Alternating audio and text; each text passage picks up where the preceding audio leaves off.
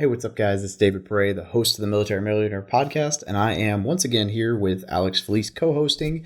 But today's episode is with James Lowery, who is Rethink the Rat Race, and he has he's got 10 rental properties and literally lives out of the country. Has for a while. He just travels the world. He films this from a chateau in France, and he has found a way to take some rentals and be completely retired at a very young age. It's a super exciting episode, and he's got a little different strategy than a lot of my guests, but I love it, and he's an awesome guy. So definitely tune in.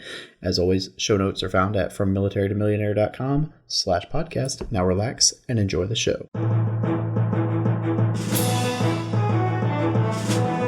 You're listening to the Military Millionaire Podcast, a show about real estate investing for the working class. Stay tuned as we explore ways to help you improve your finances, build wealth through real estate, and become a person that is worth knowing.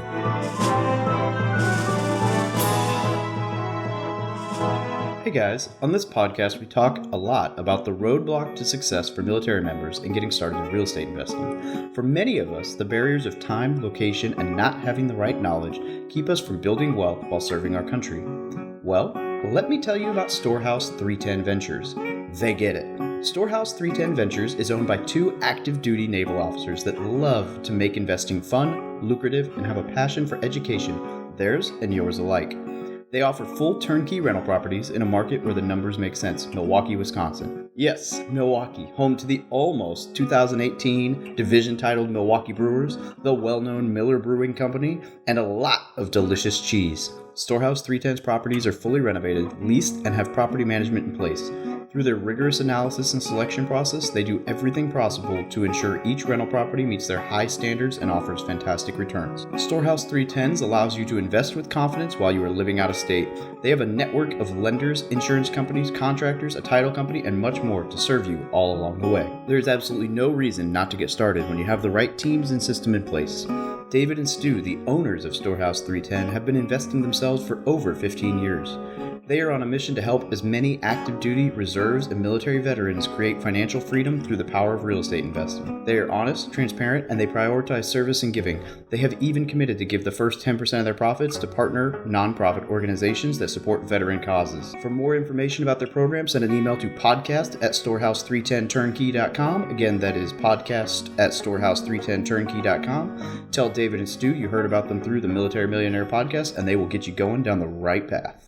Hey, what's up, everybody? It's Dave with the Military Millionaire Podcast, and I've got my friend Alex Felice co-hosting. What up? And we have Mr. James Lowery, who, man, this is going to be fun, and you guys will see why in a minute. But before, I'm going to let Alex introduce himself real briefly as the co-host, and then we're going to roll right into this bad boy. My name is Alex Felice. I'm a real estate investor, and I am the creator of the cultural phenomenon known as brokersofchoice.com. I'm also the entertainment side of Dave's show. He does the production. I'm here to entertain. Yeah. James, it's good to see you. Yeah, it's good to see y'all too. All right, James, tell the crowd a little bit about your crazy journey. For the record, you should probably start with where you're recording this from, and then because I think that's a great starting point. But yeah, perfect. So I'm actually recording this from a chateau in the south of France. My wife and I bought our first rental property a little less than 3 years ago. We found out about the FIRE financial independence movement a little over 3 years ago, about 3.5 years ago now. And we kind of dove headfirst into it, bought a bunch of what I would call B or C-class rentals in a bunch of B neighborhoods, and bought a bunch of really low-priced rental properties, did some value add, and now that funds our lifestyle, and we just travel around the world. yeah, that's cool. Makes it sound easy. I know. Yeah. I don't even know what to dig out of that. Like, okay, that's it. Great. Well, what were you doing before? So I actually managed a region of physical therapy clinics in North Alabama. So kind of it sounds like a rural area, but my area was actually pretty populated. It's Huntsville, which is the capital of engineers, which is what my wife was. She was a mechanical engineer for Boeing, and so those were our day jobs. And then we did a heavy side hustle of real estate. It's like for those 3 years, it was like everything was real estate. So you bought single family rentals. How many do you own now? How many So did we you own actually before how many did you own when you quit your job? That's what I want to know. So we have 10 units. So some of those are duplexes. Some of those are like houses with detached apartments. We have a condo, we have a townhouse, and one of those we Airbnb. So we do have a short-term rental, but we only have 10 units actually. So not the million that most people think you may No, need to. I think that's way more impressive. The fact, and we'll dig into that a little bit, but people get wrapped around unit numbers, right? And I think that's totally arbitrary. But you are literally living anywhere you want right now, and traveling and living what a lot of people would consider like the dream. I mean, I see your posts all the time, and I'm like, man, that looks awesome. Off 10 units. I mean, that's not to say this as a brag, but that's less than I own right now, and I for damn sure couldn't travel the world on what I'm pulling in off it. Yeah, so well, that's really important. Let's talk. I really want to talk about that because I do agree that there's a ego mania about units. I don't know how, James. I know you're in real estate, but I don't know. I know well in the real estate community right now. It's like a total dick measuring contest about who can get the most units. And I've been doing this long enough to know that you get people will tell you, oh, that thing cash flows $500 a month. It's like, yeah, but not on taxes. Not really. So 10 units, say $300 a month, that's $3,000. That's $3,000 a month on 10 units. I'm just spitballing. I don't know what your numbers are, obviously. Now, $3,000 a month, 36,000 a year, certainly enough to live off and you said you participate in the fire movement. So if you live a low cost of overhead lifestyle, is that sound about right for where you're at? And is that what you guys did? Or did you get disproportionately high income from what you bought? No, that's actually pretty much almost spot on. Some of them ebb and flow a little bit, but we're pretty much living on around 35 a year. Okay. And so, and that's actually the funny thing is like we're still living below what the rents are taking in. Obviously, we're not spending every single bit of excess cash flow that comes in. So we just track our expenses and things like that. But yeah, most of the properties bought really low, and all of them almost are over the 2% rule. Like I've got a couple of duplexes that really just knocked it out of the park, and those made it really easy for the others to kind of ride on their coattails. Yeah, and so if you can survive the 25 years or whatever it is to get most of these things paid off, it's like, yeah, I can live on 35 grand a year for a few years, and you're not going to stop. You're going to grow and continue to get better. And so that number hopefully becomes higher. But then by the time you retire, that 35 grand becomes 80 real quick once all the debt services are gone. Yeah. Yeah, absolutely. And with the every year we just increase the rent prices a little bit. The areas that we bought happen to be gentrifying pretty well, and rent prices are going up. So I actually expect that to be 40 or 45 in the next not long. Absolutely not long at all. All right, so I'm gonna go back just a little bit real quick because I realize we've touched on it twice now, but I don't know that I've really had anyone huge in the fire world on this show yet. So you mind just kind of breaking that down real quick for some of my listeners? Yeah, so for the typical fire, follower, I would say, is they invest mostly in index funds, and the whole goal is to have 25 times your annual expenses invested, because you can live off of 4% is what the math says. Based on studies, you can live off 4% of that, and it'll grow in perpetuity, and that should also cover inflation and things like that. So my wife and I were really into that, and then we realized that real estate would probably be the quicker way to do it. Our goal was to quit our jobs as quickly as possible. And so instead of focusing so much on index funds, we still did the 401ks, we still did the IRAs, we took advantage of all the tax advantage things that we could. But outside of that, we spent everything else on real estate. And so we're probably some of the few heavy real estate people in the fire community. Yeah, I think the fire community is so dogmatic.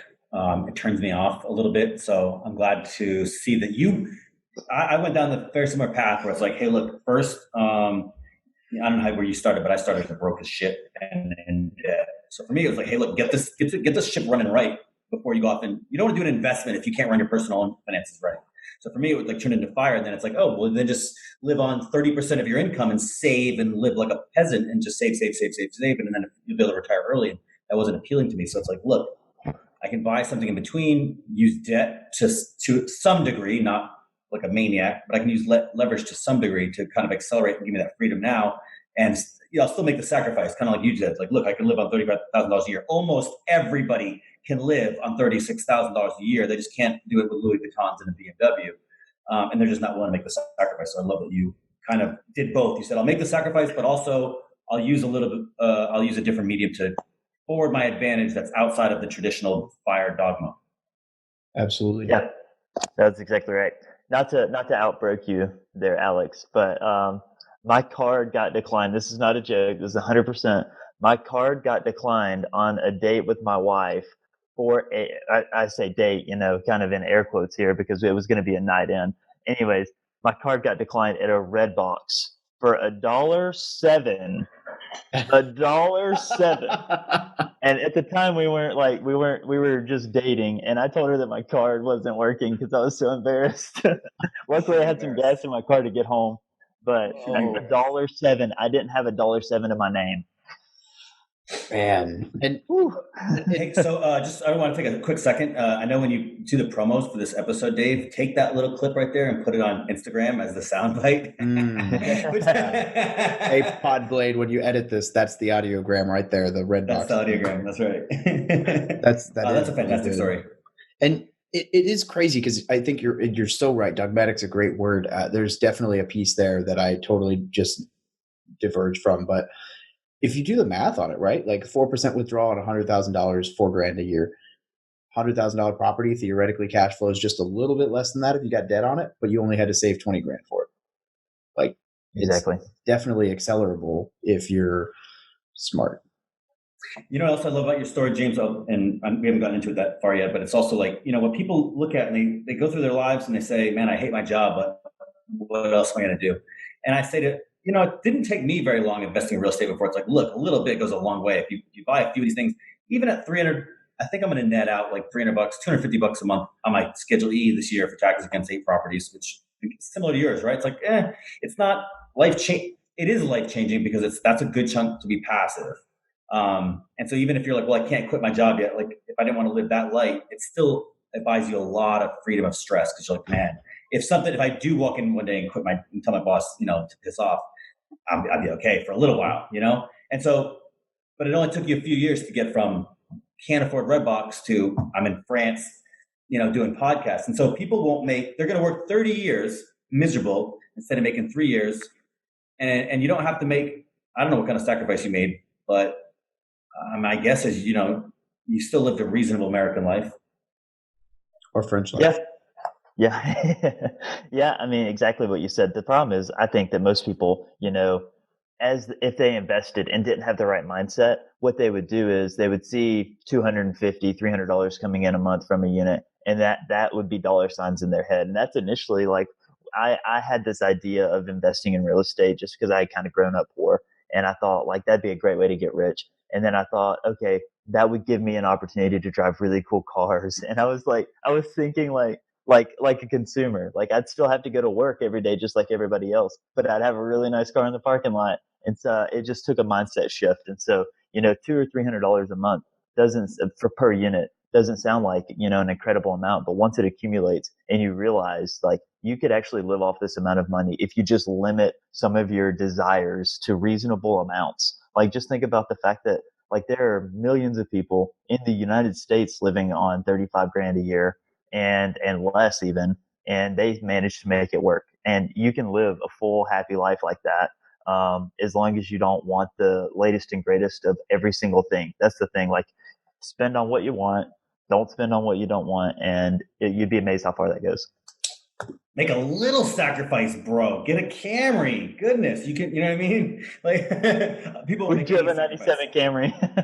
Yep. Yeah, people will make. They don't like to make any sacrifice. None at all. Got to have no cell phones let over 2 years old. Big screens. Well, the TVs got cheap, but it's like new phones, new laptop.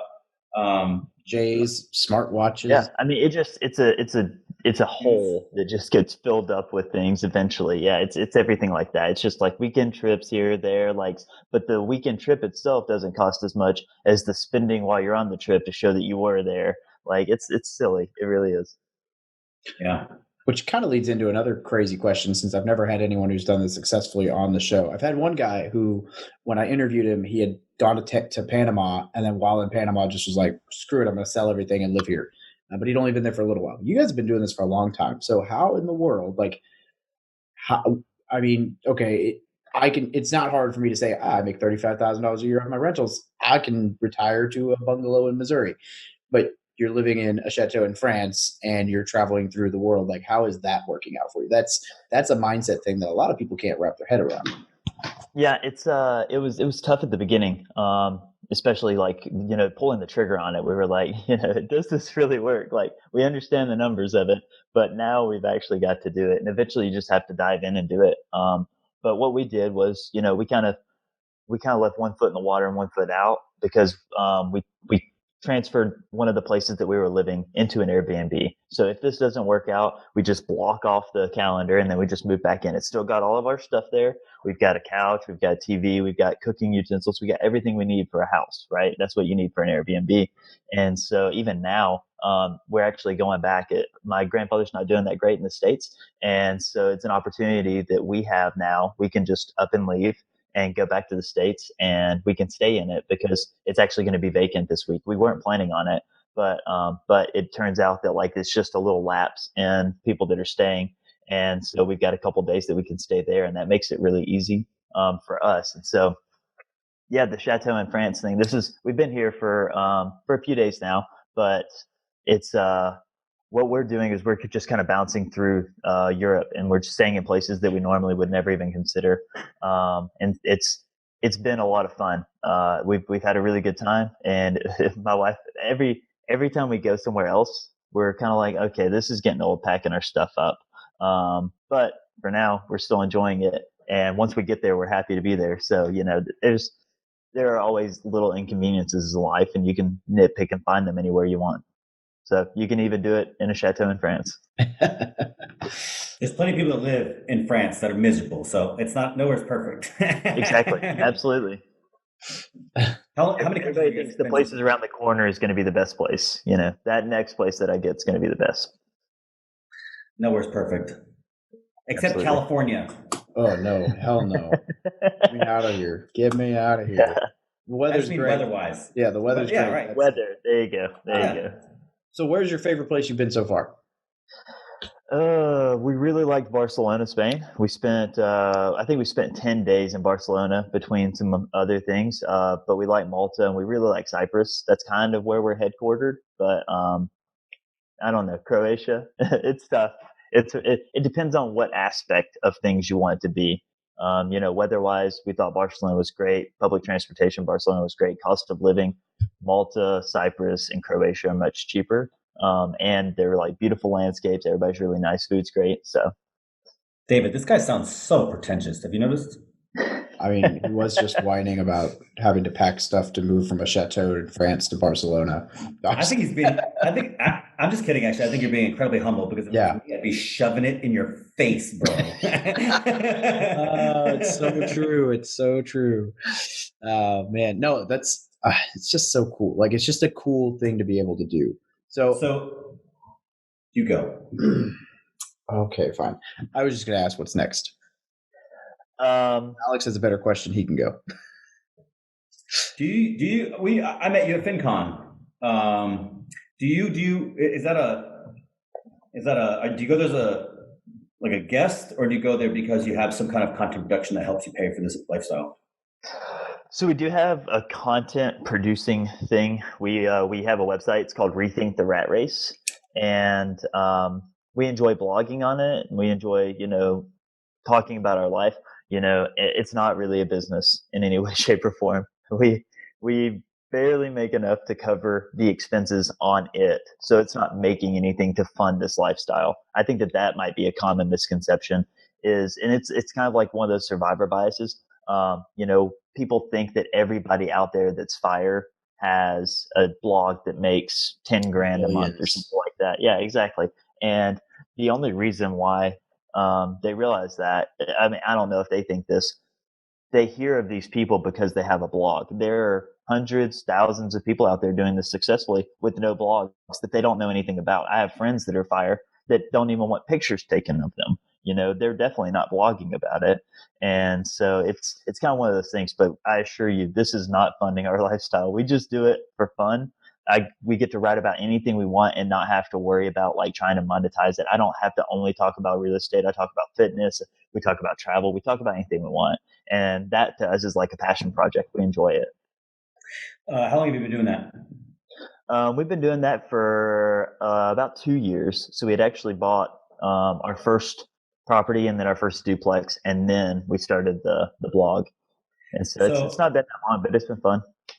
I have a similar story, and I got into blogging thanks to my friend Lee Huffman. I don't know if you know him. You might know Lee. He runs baldthoughts.com, or we travel there.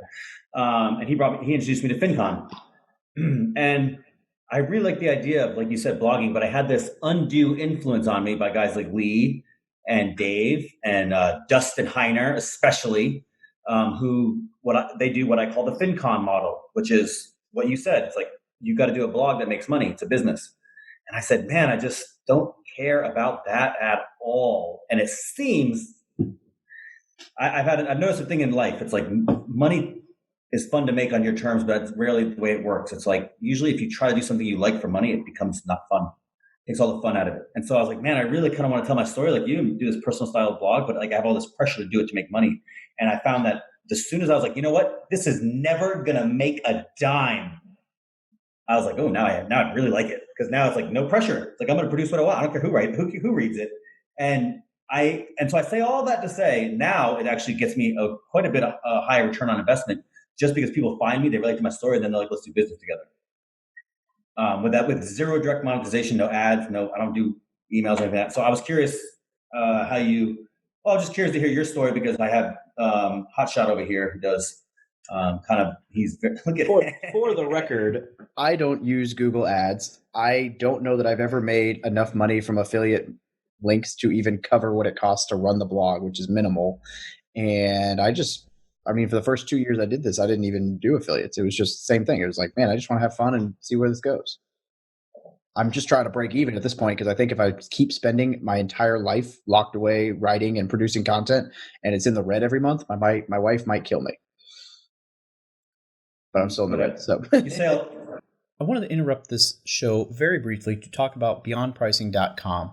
And this is the way that I've been doing dynamic pricing. And I just wanted to share it with you, because in the last 2 weeks, I've gotten 3 bookings that have already made up for any cost that this would have been to me. In fact, it especially does, because it just pulls a small piece off of, I think it's 1% off of what you make in income. And I've already seen multiple like $10, $20, $30 per day price. So yeah, sure, they might get 1% fee, but they're making me at least 5%, 10% more. So it's a win-win-win. It doesn't cost you anything out of pocket. So definitely check out beyondpricing.com. It is very good about fluctuating. What it does is it adjusts up and down your daily flow, your daily rent, so that if you have a guest on Thanksgiving, you won't make the mistake I did, where they're paying the same as they would have been 2 weeks prior on a Wednesday, which sucks. I missed out on probably $200 without having this earlier. So definitely check it out. I'll put a link down below. Dynamic pricing, and specifically beyondpricing.com, is an absolute must for anybody in the short-term rental game. Don't get caught without it. I was curious if you think personal blogging and telling what my story is, has been incredibly cathartic for me, but also profitable. And it's because I tell a genuine and authentic story, and I try to help people do what I've done. And so I'm curious if you would give that as blanket recommended advice to everybody to find some medium where they can tell their story. 100%. I think that everybody needs a creative outlet in one way or another, whether or not you're blogging about finances or real estate or something like that, or you're just writing, or you're doing a YouTube or something like that. I think that everyone needs a creative outlet. And I think that most people don't even realize that they need one. They're just parking their ass on the couch and watching Netflix every night. And there is the creative outlet is scrolling to figure out what they want to watch that day. And that determines who they are as a person, which is terrible. But it doesn't even have to be something like you post online. I mean, I think that it takes a very large amount of courage to like post your stuff online and just be out there for people to judge 100%. Like, people could just hate it. And that's what you think as you're like getting ready to do this. Like, what if no one likes it? I mean, you could just literally have a journal that you write every day, and that you just scroll through and see like what you were thinking last year or 2 years ago or something like that. I just think that getting your thoughts out is a good thing. The act of writing is extremely soothing. Is not the word I normally use, but I can't think of the word I normally use. But it's good for you. Cathartic. Yeah, that's also not the word I normally use. I couldn't define that without Google right now. So I think cathartic might be a little therapeutic is the one that I usually roll with. But look at him. I'm Googling it. Google to freaking define the word. Providing psychological relief through the open expression of strong emotions. Well, who says my writing's emotional? Wow. No, actually, that's but you're saying it takes courage, right? It doesn't take courage to go online to say something. Oh, here's tax advice. No, it goes online to say something about who David is, and what David's thinking. That is difficult, and I agree with James 100%. And it's something you sort of get over. But I think what I found is the first time I started writing, it was like it wasn't as personal. But I can't help but to write personable stuff. But the more that I get better at writing, the more I find myself getting more and more introspective. And so it requires an increasingly level of courage, because you're like, I'm putting more. It's almost like the gym. Like as you get stronger, you lift more weight. So it's always challenging. As you become better at producing content, like I found, like I'm a total goofball and like all over the place in real life. But when I first started producing content, it was very rigid, very structured. It was hard for me to get that out of my shell. I'm still not there, but it comes out more and more and more. And then I get to a point where I'm like, a month ago, I would have taken that blooper out, but I'm going to leave it because that shit's funny. And it just like, so you're still getting, yeah. Yeah, you definitely get more comfortable with it over time. Yeah. James, 10 properties on 36K a year. How do you get to property number 11? Or rather, what's your goal? And how do you get there on that income? How do you get to that?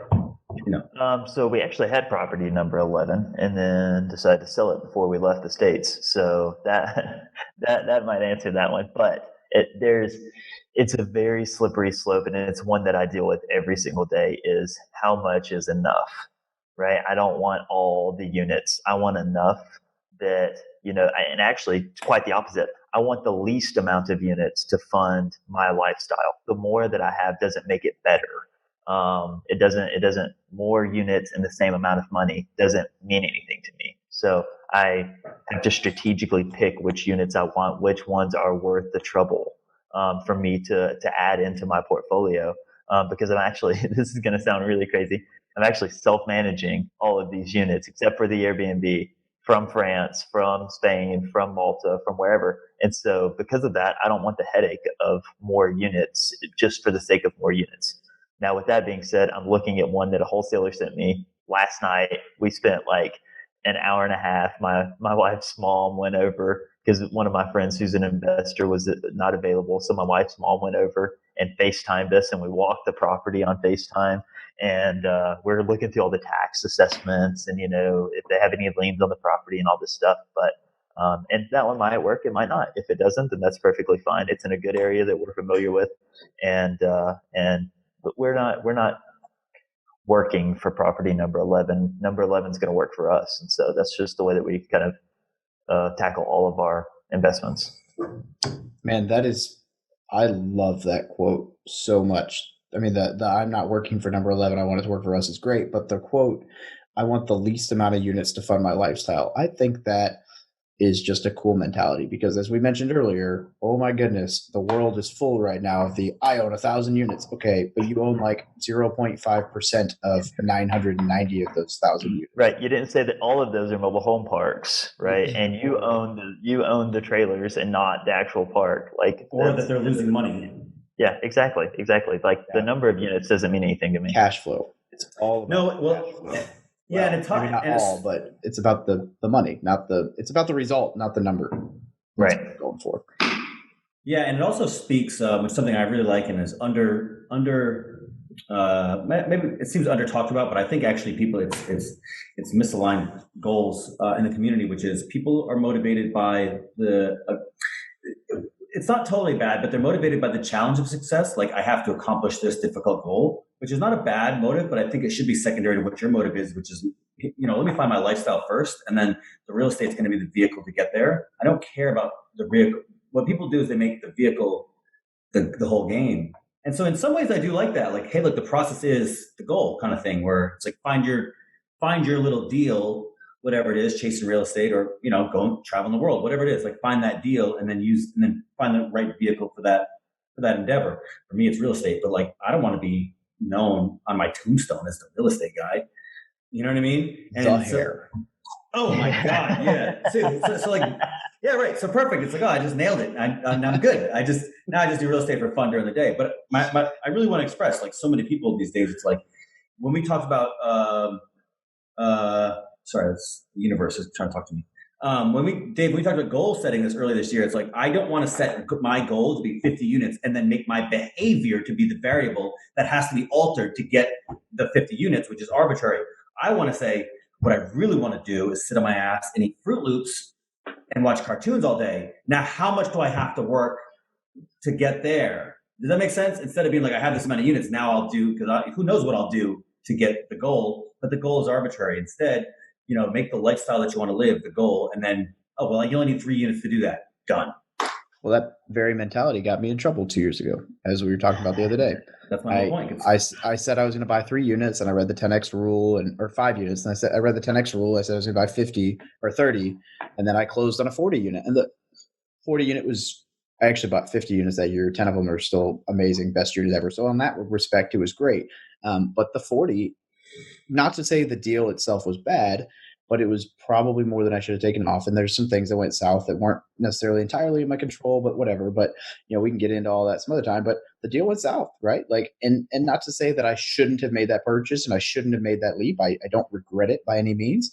But if I'd been focused on like the long-term goal, like that 10 unit is incredible. And I probably would have been totally content with that and continued working on other things or saving or whatever, instead of chasing this big thing that I didn't.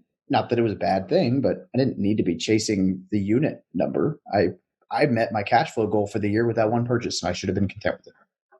Yeah, a lot of people are trying to replace one job with another job. That's not what I wanted to do. I didn't want real estate to turn into a job. I enjoy real estate. I really love it, and I want to continue to love it. And so that's why I don't do it full time. Except manage your own property is like a knucklehead. But that's not. To me, that's not full time at all. That's like a couple hours here and there. So what are your pointers that you would give someone for that? Because that's some people are hearing this and going, no, there's no way.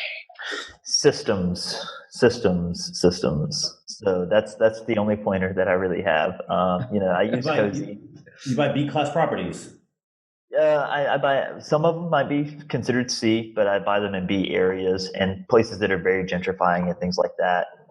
What kind of rents? What kind of rent prices? So for instance, I bought a duplex and I bought it for $49, right? So really low, right? That's pretty cheap, right? Each unit rents for $550, and those are going to go up to $600 this year. Okay.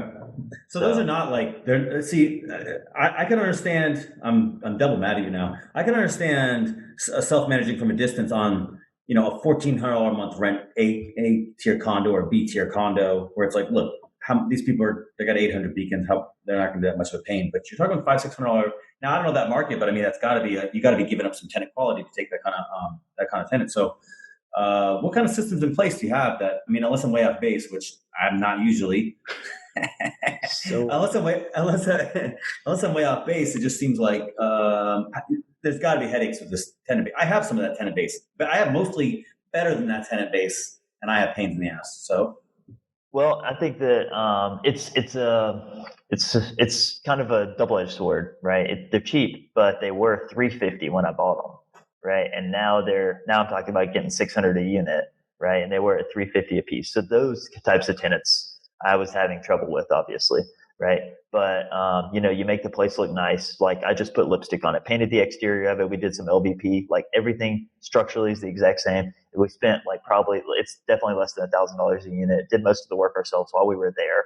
And just really simple stuff, made it look really nice. And it's kind of like a hipster's haven is really what it is, right? So you're getting young people that are, right out of school or even in school. I have one person that's actually a student in college that their parents are paying for their place and they just want their own place. And so it's stuff like that. And to them, they're close to like breweries and things like that. It's a really gentrifying area. And so that helped out a lot. But yeah, I mean, you would think that you have a lot more trouble out of those types of tenants, but I think that appealing to the right type of people and, making enough hoops that people have to jump through gets rid of all of those tenants actually. So for instance, my application process, that eliminates 90% of the troubled tenants for me, because I list the place and I have Cozy and I list it on Zillow, I list it on Facebook Marketplace, I list it on anything where I can get anybody, frankly. But then they have to apply for the place before I even show it to them, right? They have to apply, and that eliminates half the inquiries right there. And then if they apply, I base it on, they have to have 3X, they have to have this, they have to have that, right? Which, I mean, 3X of $600 isn't that much, frankly, but as long as they can afford it. And I don't like ebb or flow any with that. Like, it's pretty rigid, and I actually make it sound really terrible when I'm showing it to them. I show them the place, make it sound great, and then I want to sound like a hard ass. Right. I want it to sound tough. I don't want I'm clear about, I'm clear about late fees. I'm clear about expectations as a tenant. And so that eliminates people through that. And so I actually get great tenants. I've had really good luck with that. Have you gotten better over time?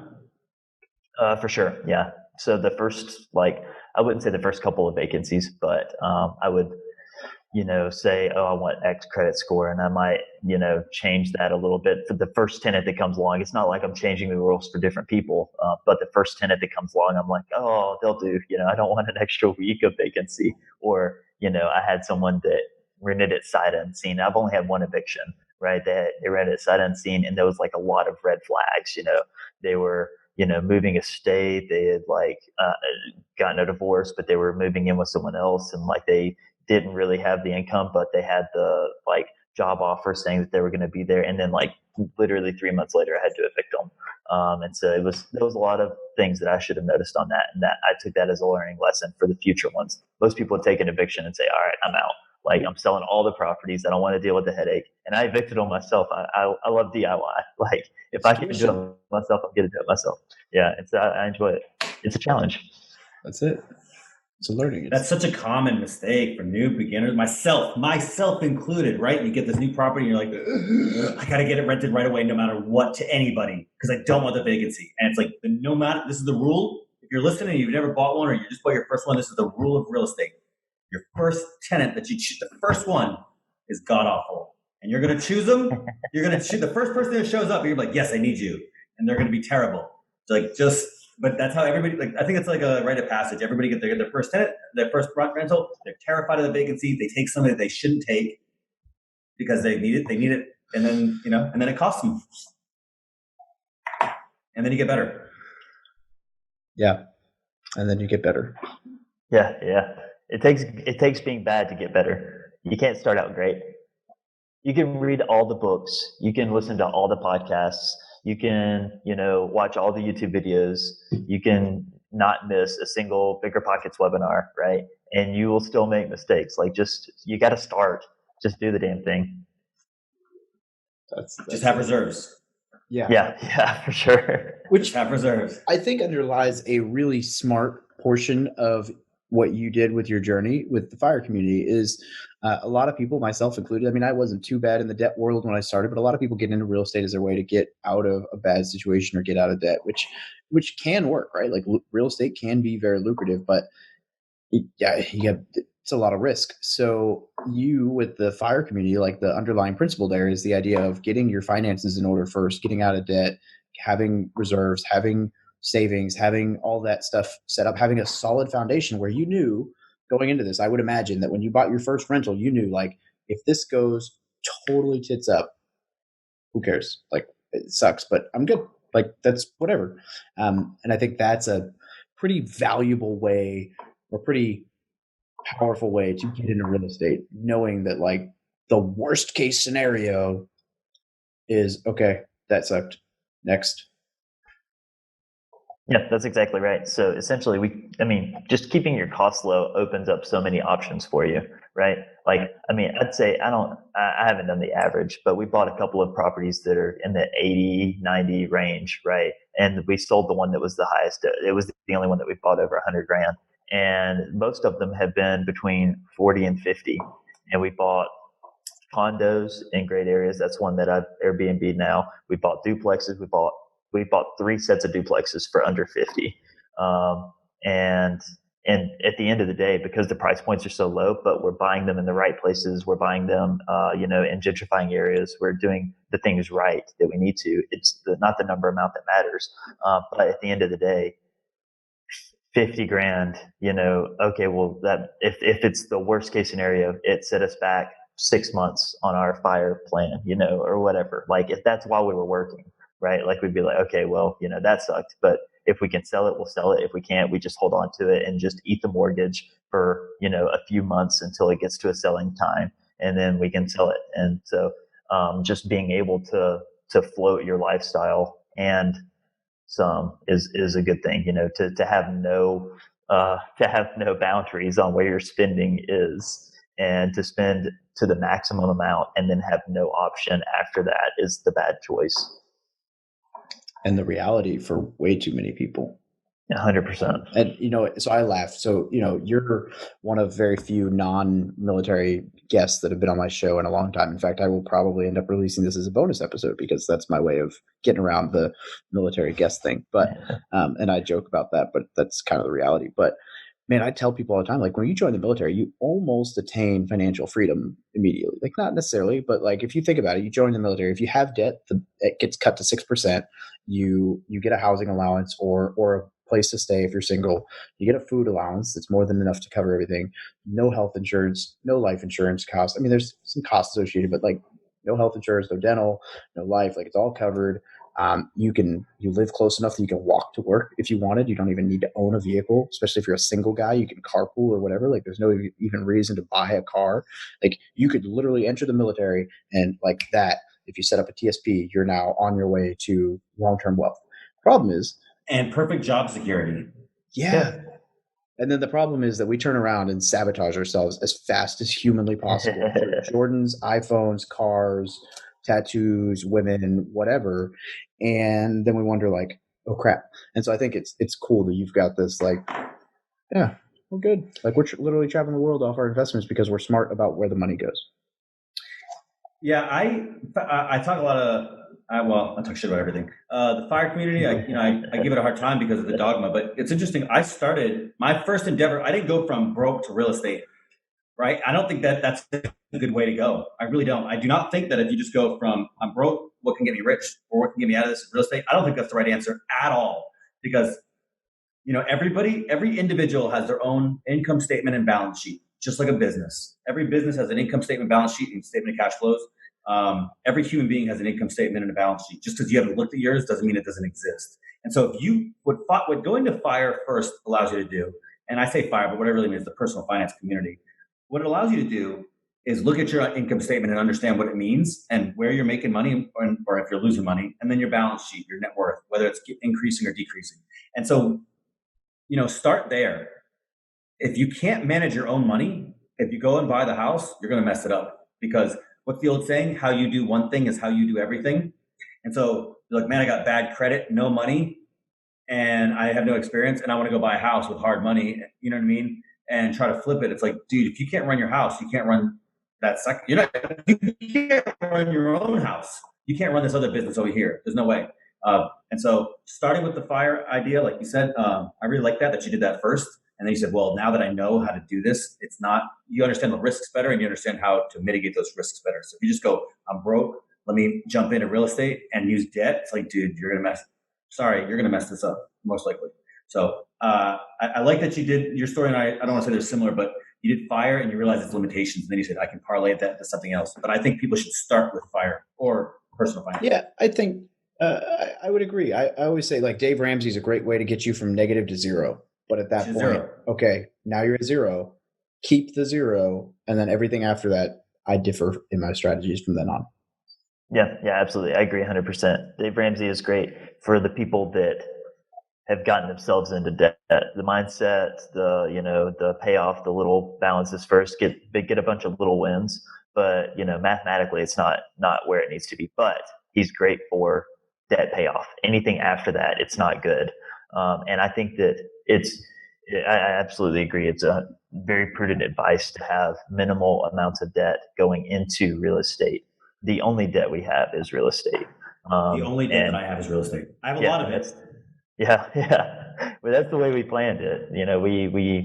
We purposely got rid of cars. We got rid of things. We sold off stuff. We sold a condo that we had in a really ritzy area, and then used that to kind of the money. We didn't even make any money off of it. Actually, we broke dead even. Like we spent almost a year there. And then when we closed on it, we literally walked out without a check, and we didn't have to pay money. That was our whole goal, was to not have to pay more money. And so we didn't get anything out of it, but we used the money that was going towards that to put towards other properties, just by saving that up. And then that 20% comes really quick. It just starts rolling in really easy. And so that made it really easy. I think that, saving was 100% the first thing that got us on this path, was being able to manage our own money coming in. Because if you can't manage that, like you said, if you can't manage that, you can't manage anything else. If it goes in as quick as it comes out, then you're not creating any space in your life for choices. And if you can't manage the little money that you're making now, how are you going to manage big money? You're going to waste it faster. If you mind the pennies, the dollars mind themselves. That's what I always say. And it's funny because it's easier said than done. Like even the longer, sure. Like I realized this last month, it was probably the second week of January.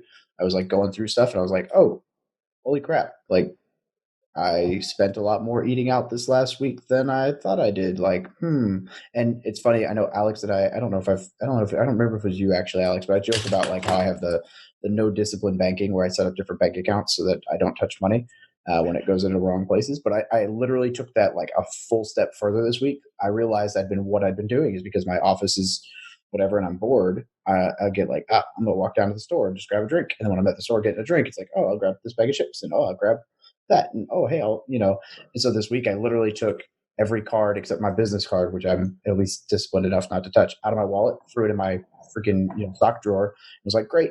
Now I have $5. That's my snack money for the week. And I ate healthier. I didn't spend any money, whatever. And I still walk down there. I just don't buy anything and I walk back. It's like, I don't know. It's easy to let it run away. So you have to pay attention to it. But it's funny because as the real estate excites me, as I'm sure it does a lot of you guys, like it's more exciting to see the money go into an account where it's going to do something than it is to buy that crap that you're thinking about. Yeah, I agree. It's more fun to make money than it is to spend money. Most people just never made enough to feel the feedback mechanism. I agree with you, David. Yeah. I have a lot of people that ask me. Let the record show. It happened once. I have a lot of people that ask me about that. Like, what is your budget like? What is this? What is that? And it amazes a lot of people that my wife and I are retired and we've never had a budget. Like, it's the way that we encounter things. It's the way that our mindset is now. There was a time where, we would spend, every dollar that came in, we would spend it on something. Like at one point when we had a buffer of like $1,000 in the account. We thought that was great. Right. And that's not going to get you anywhere. This is the thing. Everybody wants to be a millionaire. Nobody wants to save 10 grand. You got to start there. Right. Like, you've got to have some money to get to be a millionaire. But what we do now, and even during our like fire path, we saved literally every dollar that came in. And then we would only spend on like essential items. Like we would spend on, travel occasionally and things like that. But people ask me about budgets and I'm like, I didn't have a grocery budget. I spent the least amount possible to still be healthy. And we did powerlifting and we did bodybuilding and stuff like that. Like, we were healthy, but like on food, on cars, on whatever, like we saved every dollar that came in and only spent on things that were necessary. There was no shopping category. There's no categories. Every dollar that comes in is mine. And then I disperse it where it needs to go. Let me ask you a question about powerlifting, because I've been doing it for a long time. Is it easier to squat 2 times your body weight or buy profitable rental real estate? Which one's harder? Squat 2 times your body weight or buy profitable rental real estate? Squat easy. Squat's easier? I think squat's easier. Yeah, for sure. Wow. Wow. I think it's a very similar mindset. Actually, I think that, the workout mindset helps 100%. Me in the fire thing. thing. Yeah, because it's a self-improvement thing. It's small wins every day. It's a consistent basis. It's it's like it's a lot of the, yeah, it's mental. It's the back end work. Most of the work's done in the kitchen, not in the gym, right? Yes. So it's stuff like that. The gym's where everything shows off, and that's how it is with fire. Your spending is where everything shows off, right? But like living the lifestyle where you're traveling the world, it looks really cool, but actually it's all done in the back end. It's done in the kitchen. It's done in the spreadsheets. It's done in the bank accounts. Real estate's so much that way. It's like when I close on a house and you're like, damn, you got that deal out. So I'm like, dude, the deal, doing all the back end. By the time I close on the house, it's like all the hard part's over. Yeah. Right. It's the strategy and planning and the plotting and finding the deal.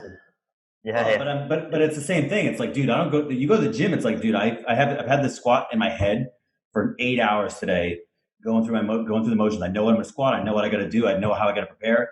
Like it's in my head. Like I've been squatting all day. By the time I hit that, and powerlifting is very much like that because it's like, well, you're gonna do one set. You're gonna do your heaviest set or whatever it is. It's like, okay, I'm gonna get this for 3. I wonder what the correlation is, and there's no way to prove this, but I wonder if the reason that my answer would be the same as powerlifting is probably easier isn't because powerlifting is easier, but because you can go to a gym and know that by the time I get there, I will be surrounded by a whole bunch of people with the exact same goal who are going to help me, who are going to whatever. And people do it. It's like a social thing, right? Like people help each other do it. It's cool. People do it, look good, feel good, help each other out, spot you, do this, do that, whatever. Whereas like real estate, a lot of times, and networking is super, super, super, super important. But a lot of times real estate is a lone wolf thing. Like you're not like walking into your office in the morning like, oh, me and my boys are going to check out this MLS listing. Like, I wonder if that has anything to do with it subconsciously. Like we hold ourselves back because of the support system.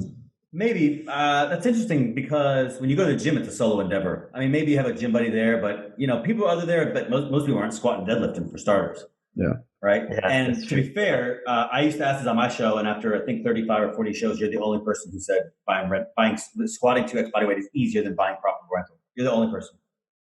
Because most people I know, first off, almost everybody I know can't squat 2x body weight anyway. So I don't know. They're like, but they got rentals, so I know which one's easier for them. So I find it interesting you said that. So I don't know that that's a very common answer. I would have said the opposite. I'd say buying rental real estate's easy. Squatting 2x. Really? Then 2x body weight? That's 405 for me. Not that many people I know can squat 405. Yeah, but for you, that's well, if you weigh 150, right, that's still a 300-pound squat. I mean, I just don't know that many. I was to say, I think it depends on the circles you run in, I guess. Right? I've been hanging out with meatheads for years. Yeah, exactly. So I definitely could back before knee surgery, but I definitely could not for the next months. Like it's going to be a long time before I get anywhere near that again. It's very similar to the real estate. It's frequency and duration, right? Like you just have to stick at it, and at the end, I think maybe my thing with powerlifting that I really enjoy versus like other things, like I did physique shows and stuff like that. There's no subjective, right? It is very objective. Like I got X amount of weight and I weigh X amount. Like it is cut and dry. I have to deadlift 500 pounds. If I can't get that, it doesn't matter. There is no win, right? I either get it or I don't. And it's very cut and dry. And that's what I really like about powerlifting versus other things. It's so objective. It's not like, oh, well, if this judge had done this right, or I did, like, I think I looked drier or something like that. No, it's you lifted it, you didn't lift it. It's so black and white that I really enjoy that. I love you right now.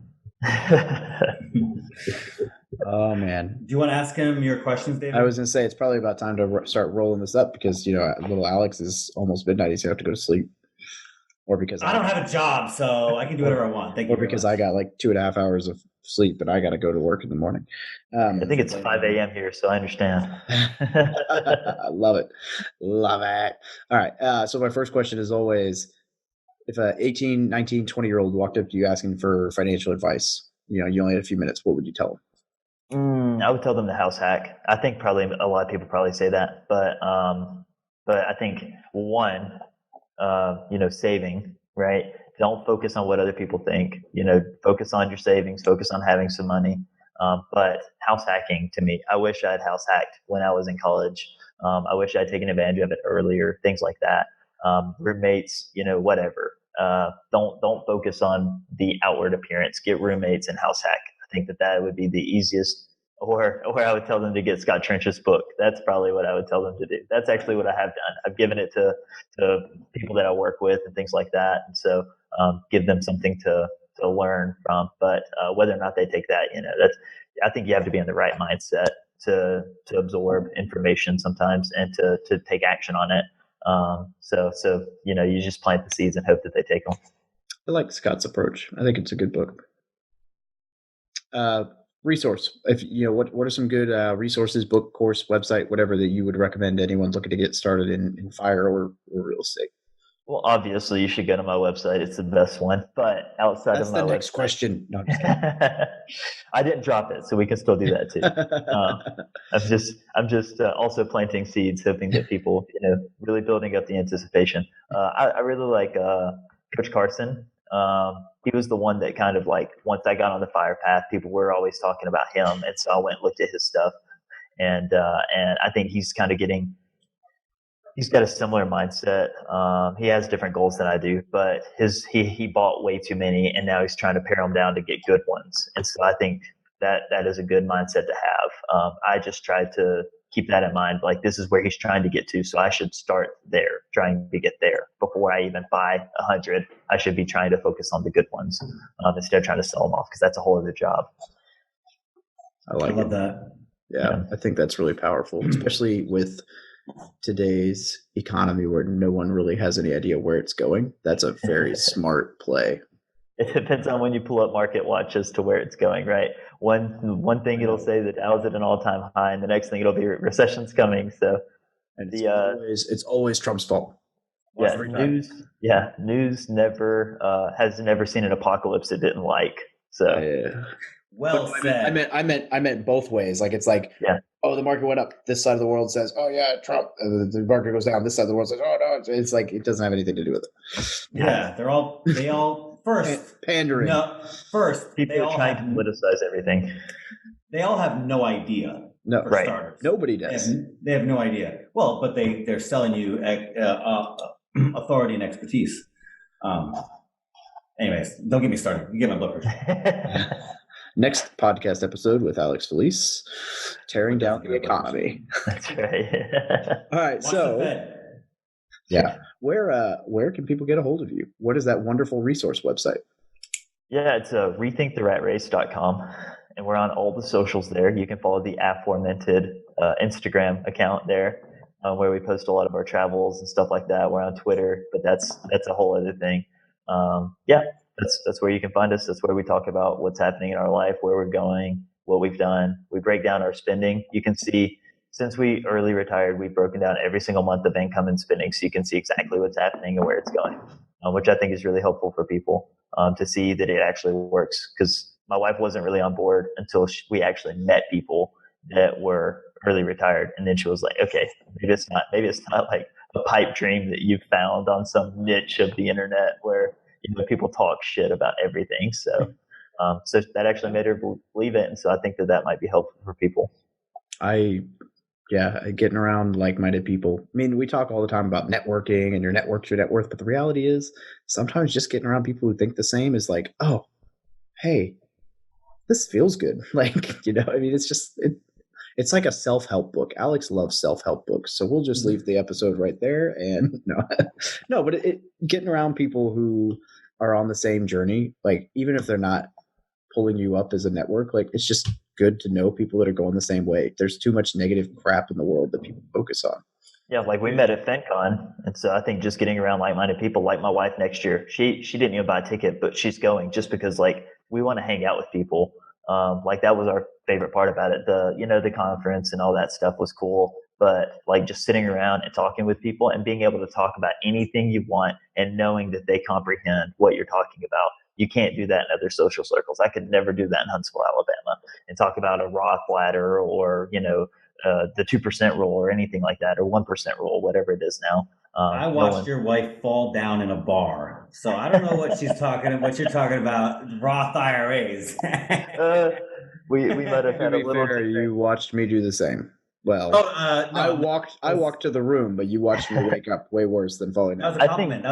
That was a compliment. Drunk financial talk is the best financial talk, right? Because that's where all the real good ideas come out.